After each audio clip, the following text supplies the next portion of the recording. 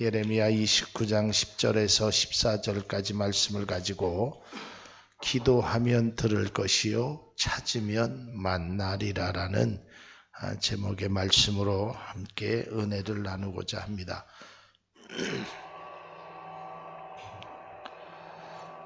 여러분, 우리나라 말에 이런 말이 있습니다.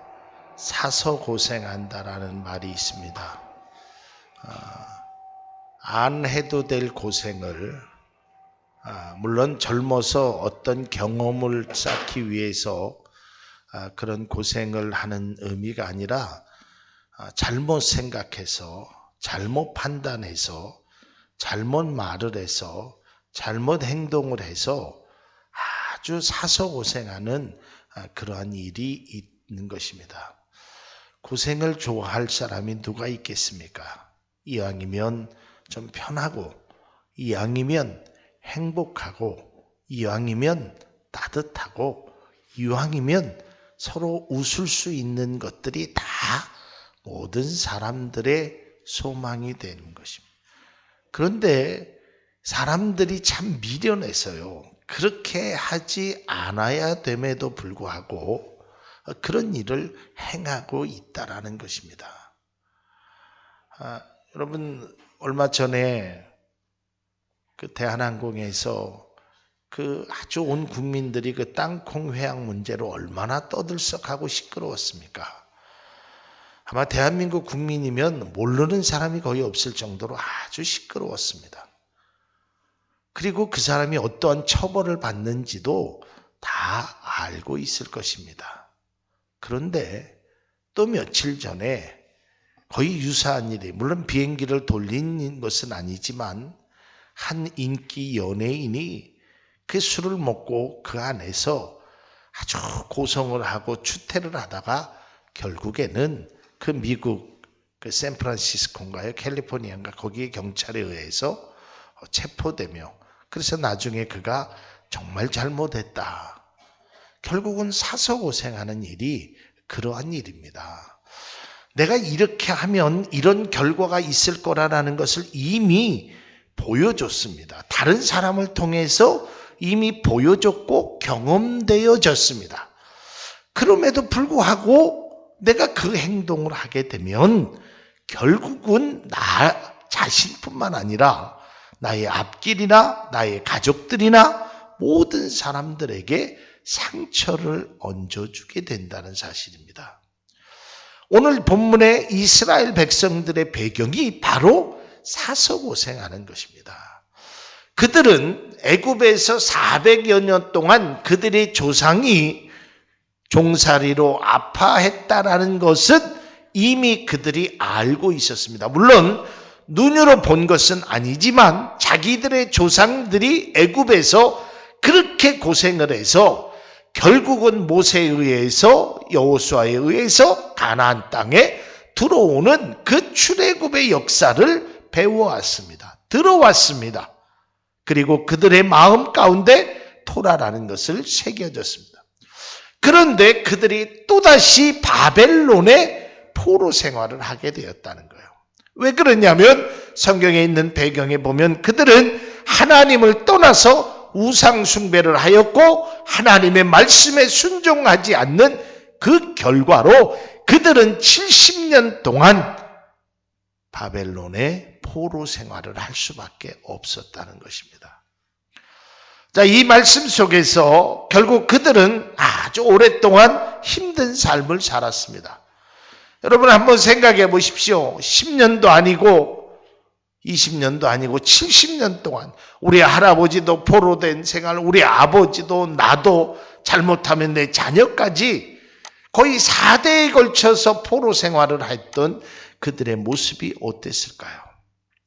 그래서 그들은 스스로 생각하기를 이건 우리에게 내린 재앙이다, 우리에게 내린 아픔이다 라고 말하고 있는 것입니다. 이때 하나님께서 이 예레미야를 통해서 말씀하고 하는 말씀이 바로 오늘 성경의 말씀인 것입니다.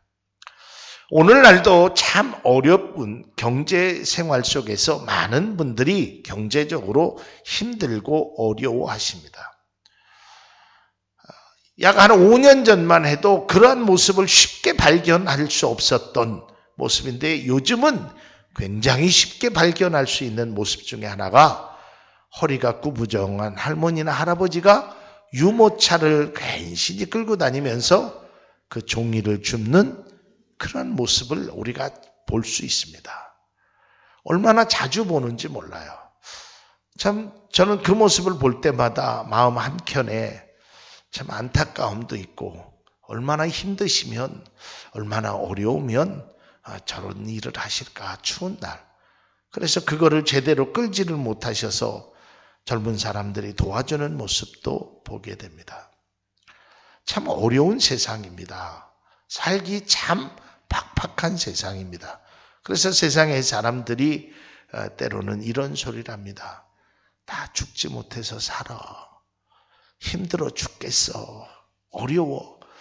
이건 비단 경제적으로 문제가 아니라 우리의 상황 전체가 다 어렵습니다. 얼마나 어려운지 몰라요. 뭐 하나 하려고 해도요. 요즘은 겁이 나서 뭐를 할 수가 없는 시대입니다. 이거 하다가 저거 하다가 잘못되면 그래서 많은 사람들의 마음들이 위축되어 있어요. 마치 포로된 사람들처럼 자기의 의지와 자기와 의사에 상관없이 그저 끌려다니는 모습이 많이 나오게 된다는 것입니다. 이때 하나님께서 예레미야를 통해서 우리에게 말씀하시는 것입니다. 뭐라고 말씀하시냐면 이렇게 말씀하고 있는 것입니다. 여호와께서 이와 같이 말씀하시느니라. 바벨론에서 70년이 차면 내가 너희를 돌보고 나의 선한 말을 너희에게 성취하여 너희를 이곳으로 돌아오게 하리라. 이 말씀이 뭐냐면 너희들에게 회복의 은혜를 주시겠다라는 것입니다. 사랑하는 성도 여러분, 2014년도까지 힘들고 어려움 속에 사셨을 줄로 압니다. 여러 가지 고통의 문제, 아픔의 문제가 여러분 앞에 힘들었을지도 모릅니다. 그러나 하나님께서 특별히 2015년도에 여러분들을 포로의 생활에서 벗어나서 하나님의 선한 말씀을 통하여 여러분에게 회복시켜주는 은혜가 있기를 주님의 이름으로 축원합니다.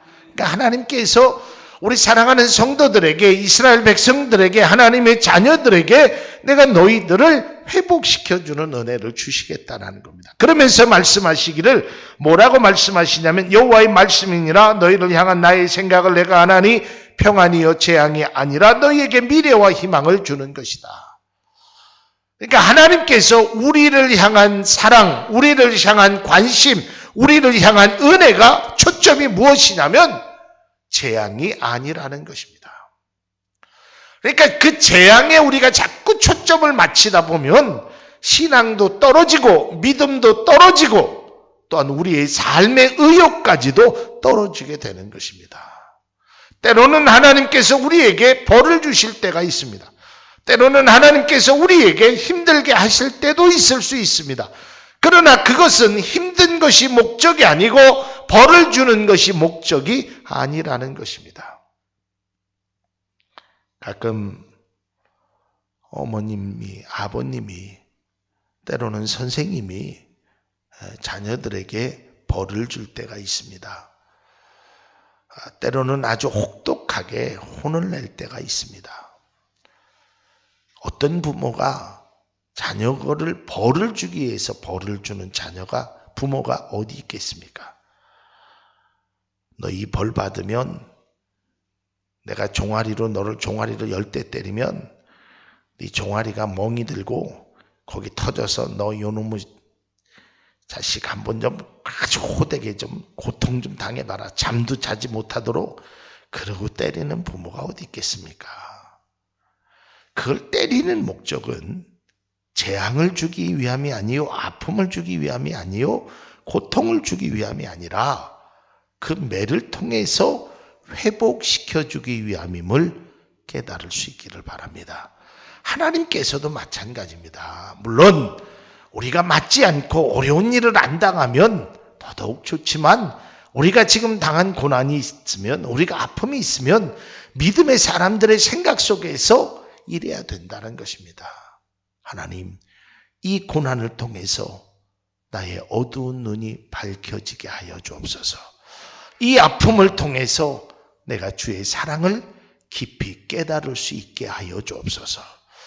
이게 우리의 기도가 되어야 되고 이게 우리의 관심이 되어야 되고, 하나님은 사랑하는 자에게 재앙을 주기 위한 목적이 아니요 그 재앙을 통해서 우리에게 미래와 소망과 은혜를 주시기 위한 목적임을 반드시 기억할 수 있기를 바랍니다. 그것이 믿음의 자녀들에게 주시는 하나님의 은혜요, 하나님의 축복이요, 하나님의 관심이요, 하나님의 사랑이라는 것입니다. 우리가 가끔 아플 때나 때로는 예방주사를 이렇게 맞을 때가 있습니다. 제가 올해 아주 이 감기 때문에 아주 되게 고생을 합니다. 지금까지도 계속 기침이 나고. 근데 이제 작년 11월 달 말고 그 재작년에는 제가 감기가 하나도 안 들었어요. 그때 우리 장로님이 제가 개척하고 첫 해에 겨울에 그 다음에 1주년 지나고 아주 감기를 심하게 하니까 목사님 가서 예방주사를 맞으십시오 라고 얘기를 하셨어요. 근데 그거를 맞았을 때는 아무런 문제가 없었는데 올 겨울에는 제가 그걸 안 맞아서 그런지 아주 몸이 아프고 힘들고 막 기침 때문에 때로는 잠도 잘 못 잘 때도 있어요. 자, 그러면 한번 보십시오. 저는 사실 주사 맞는 거를 참 싫어하는 사람입니다. 병원에 가는 것도 싫고 좀 솔직하게 얘기하면 무섭습니다. 무서워요. 그래서 저는 이렇게 막 피를 뺄 때도 막 인상을 쓰면서 보질 않습니다. 아마 여기 계신 분들 속으로 몇 사람은 그런 것이 있어요. 목사님 등치값으로 하셔야죠. 그런 분도 있는 것 같아요. 근데 한번 생각해 보세요. 장로님이 목사님 병원 싫어하고 병원 무서워하니까 나를 골탕 먹이려고 병원 가세요 그랬겠어요. 아마 입장을 바꿔놓고 만약에 목사가 잘못 생각하면 이 장로님은 내가 아파하는 거 가라 그래, 이렇게 생각하는 것이 잘못된 것이라는 거예요. 목사도 마찬가지입니다. 제가 여러분들에게 예배 잘 드려야 됩니다. 기도 잘해야 됩니다. 힘들어도 이겨야 됩니다. 이게 그냥 위로하기 위한, 그래서 때로는 여러분들을 힘들게 하기 위해서 그런 말씀을 한 게 아니란 말이에요. 바로 하나님께서 여러분들을 향해서 말씀하시는 그게 필요한 말씀이고 꼭 우리에게 중요한 말씀이고 내가 행해야 될 말씀이기에 하시는 거란 말이에요. 나 외에는 다른 신을 섬기지 말라라고 하나님의 그 말씀이 그저 하나님만 섬기라는 그 질투하는 것으로 끝나는 것이 아니라, 나 외에 다른 신을 섬기지 말라는 그 하나님의 말씀은 하나님을 위한 말씀이 아니라 바로 섬기는 나를 위한 말씀이 된다는 것이에요. 나 외에는 다른 신을 섬기지 않을 때 하나님께서 나를 통하여 축복해 주시고 나를 통하여 은혜를 주신다는 거예요. 그러니까 우리가 성경을 읽을 때도 마찬가지고 누군가의 어떠한 충고나 또한 조언이나 때로는 설교 말씀을 통해서 들을 때에도 마찬가지입니다. 이것은 나를 고통을 주기 위함이 아니요, 나를 아픔을 주는 것이 아니고 나를 괴롭게 하기 위함이 아니요, 하나님께서 나에게 더 좋은 길로 인도하시려고 하는 거구나. 이걸 우리가 깨달아야 하는 것입니다. 새벽기도 나오세요. 그러면 목사님은 내 형편도 모르고 잠도 못 자게 하고, 이게 아니란 말이에요. 형편을 알기에 기도하라고 하는 겁니다. 기도해봤으니까 기도하라고 하는 것이지, 그저 여러분들을 그저 이 새벽에 숫자 몇 사람 채워놓기 위해서 그래야 이 목사가 신이 나서 결코 그런 게 아니란 말이에요. 오늘 하나님께서 이스라엘 백성에게 말씀하시는 것이 바로 그거예요. 너희들의 재앙을 주고자 하는 것이 아니라 70년 동안 너희들에게 포로 생활을 해서 너희들을 고통을 주려고 하는 것이 아니라 너희들의 미래와 소망을 주기 위함이라는 것이 하나님의 마음이고 하나님의 생각이라는 것을 우리는 분명히 기억해야 합니다. 그래서 우리 사랑하는 성도님들에게 행하는 2015년도에 여러분들이 성경을 읽고 하나님의 말씀을 읽고 또한 하나님의 말씀대로 살을 때 말씀이 나를 위한, 나에게 축복을 주시기 위한 말씀이라는 것을 반드시 깨달을 수 있기를 주님의 이름으로 축원합니다.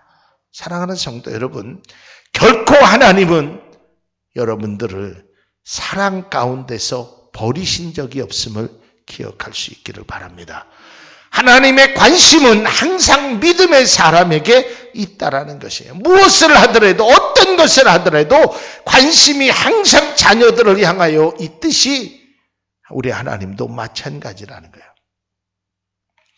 글쎄 모르겠습니다. 아직까지는 제가 이렇게 한눈에 쭉 보면 누가 빠졌고 이게 이렇게 한눈에 쫙 들어옵니다. 그리고 제가 생각을 새벽이나 기도할 때 여러분들이 써주신 기도 제목을 제가 다 읽어가면서 기도하고 새벽에는 깜깜하니까 읽을 수 없지만 머릿속에 툭 하면 여러분들의 생각이 다 제 머릿속에 있습니다.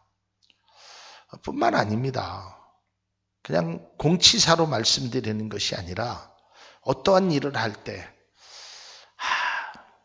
우리 권사님이 참 좋아하는 음식인데 이거는 우리 집사님이 참 좋아하는 건데 또 좋은 걸 보면 이런 꽃길을 보면 우리 송재성 권사님 모시고 오면 참 좋을 텐데 늘 관심이 생각이 성도들에게 모아지는 것입니다. 근데 여러분 목사도 그런데 우리 하나님은 어떠하시겠습니까?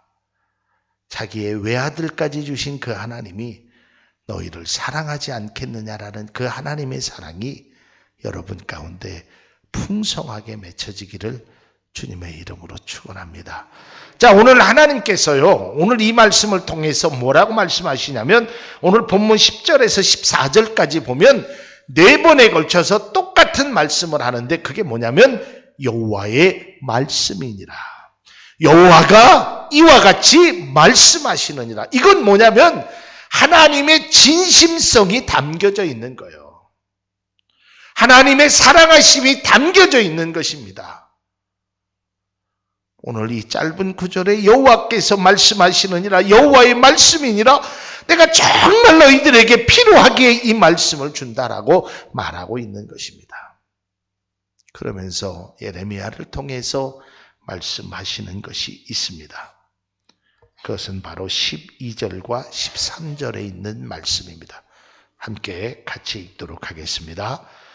너희가 내게 부르짖으며 내게 와서 기도하면 내가 너희들의 기도를 들을 것이요 너희가 온 마음으로 나를 구하면 나를 찾을 것이요 나를 만나리라. 이 말씀의 원어적인 의미 속에서 보면 이렇게 해석하죠. 내가 듣겠다. 그러니 기도해라라는 것입니다. 내가 만나주겠다. 나를 찾으면이라는 것입니다. 그러니까 하나님의 약속은 먼저 행하시는 것입니다. 내가 들을 테니까 기도하라라는 것. 네가 기도하면 내가 듣든지 안 듣든지 판단해 보겠다. 이게 아니라 나는 듣겠다. 기도해라. 나는 만나주겠다. 찾아라. 이것입니다. 그리고 여기에 의미는 수동의 의미를 가지고 있습니다. 만나줄 수밖에 없어. 만나지겠다. 너의 기도를 통해서 내가 만나지겠다는 것입니다. 너의 기도를 통해서 내가 들을 수밖에 없게 된다는 거예요. 이게 하나님이 우리에게 말씀하시는 겁니다. 그러니까 이 말씀을 요약하면 하나님께서 너희들이 당한 재앙이나 너희들의 아픔 그것이 아니라 회복인데 그 회복하기 위해서 너희들이 생각해야 될 것이 있고 해야 될 일인데 그것은 바로 기도하라라는 것입니다. 제가 어쩌면 1월달 내내 기도에 관한 말씀을 우리 성도님들에게 전할지 모릅니다. 우리 교회 폐허가 오로지 기도하기를 힘쓰니라라는 2015년도에 그 표를 가지고 우리가 달려갈 것입니다. 여러분의 삶에 기도가 빠지지 않기를 주님의 이름으로 축원합니다. 어떠한 일이 있어도 기도가 빠지는 일이 있어서는 안 되는 것입니다.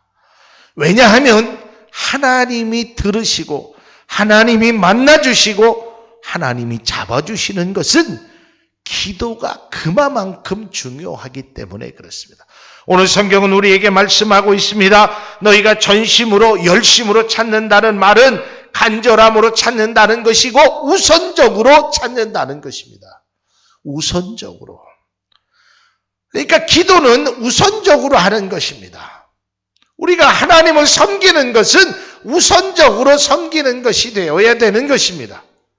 그것이 많고 적음의 의미가 아닙니다. 그게 중요하지 않습니다. 우리의 마음이, 우리의 생각이 중요한 것입니다. 우리가 하나님 앞에 예배드리는 것도, 하나님 앞에 헌금을 드리는 것도, 하나님 앞에 감사하는 것도, 하나님 앞에 기도하는 것도, 이 모든 것들이 내 마음의 중심이 먼저 있어야 된다는 것입니다. 성경을 보십시오.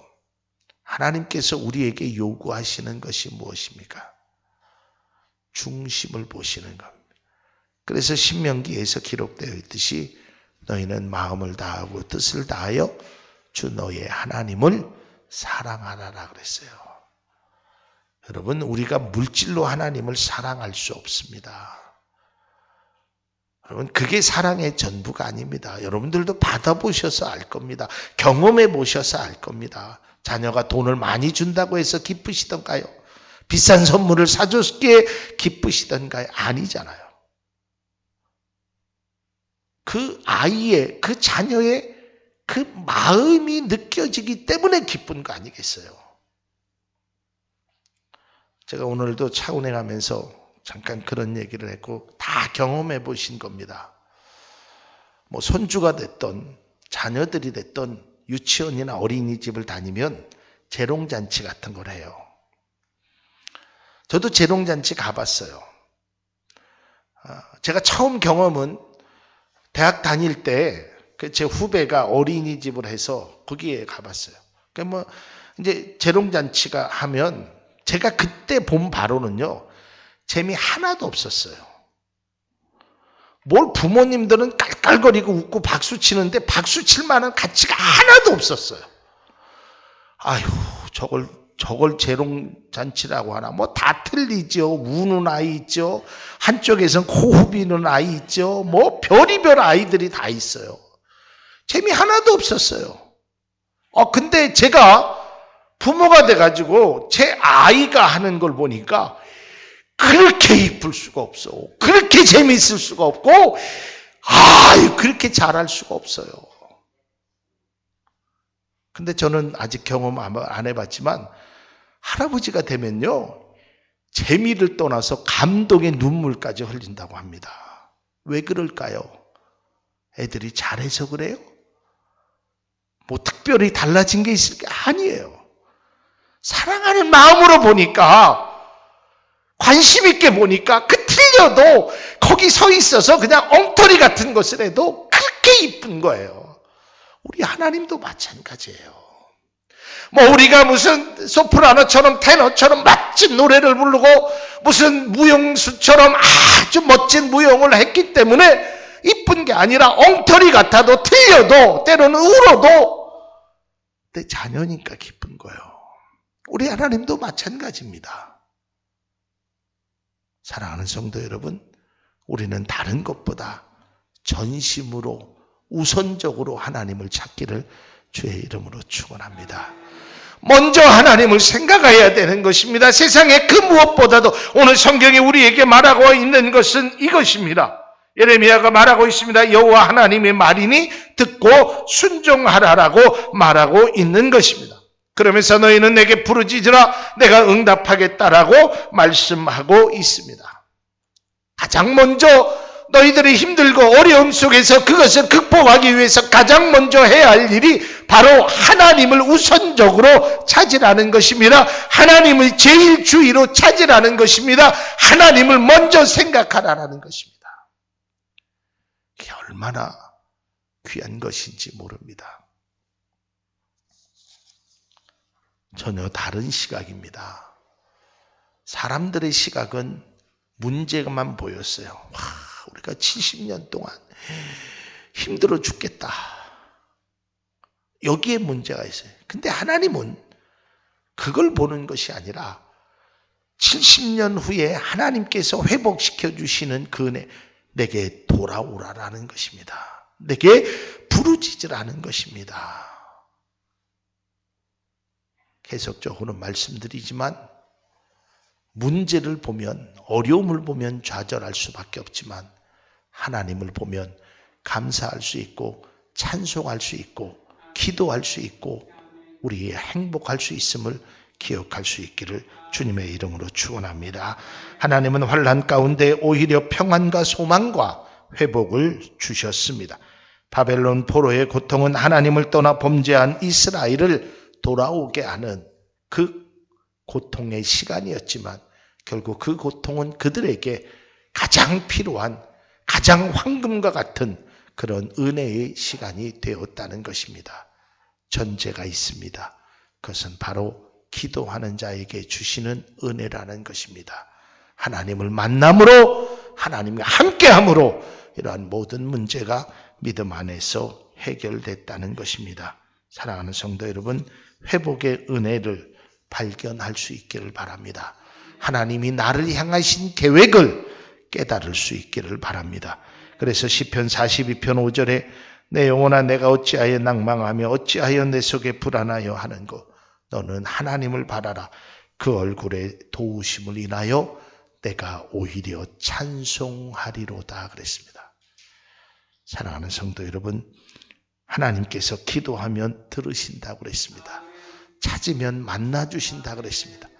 들으시고 만나주시는 그 하나님이 우리 사랑하는 성도님들 모든 분들에게 2015년도에 귀한 축복과 회복을 베풀어 주실 줄로 믿습니다. 기도하겠습니다.